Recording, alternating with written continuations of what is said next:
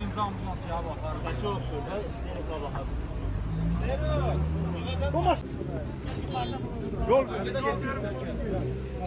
Abşeronda ağır yol nəqliyyatı hadisəsi baş verib.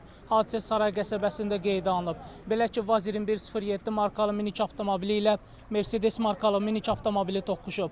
Qəza nəticəsində xəsarət alanların olduğu bildirilir.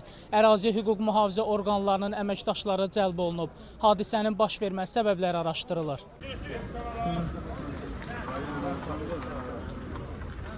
07 sürən, elə bir ki, içkili olub, sürətlə gəlib, elə bir ki, Mercedes-i vurub. Yəni bu qədər bilirəm də, yəni Mercedes-dəki 07-də bir nəfər olub, Mercedes-də 2 nəfər olublar. Yəni bu qədər bilirəm. Aha.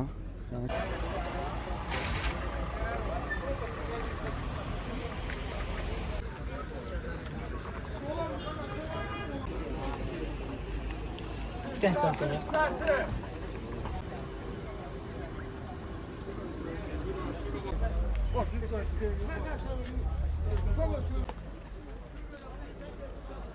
Şuraya bak, şuraya bak.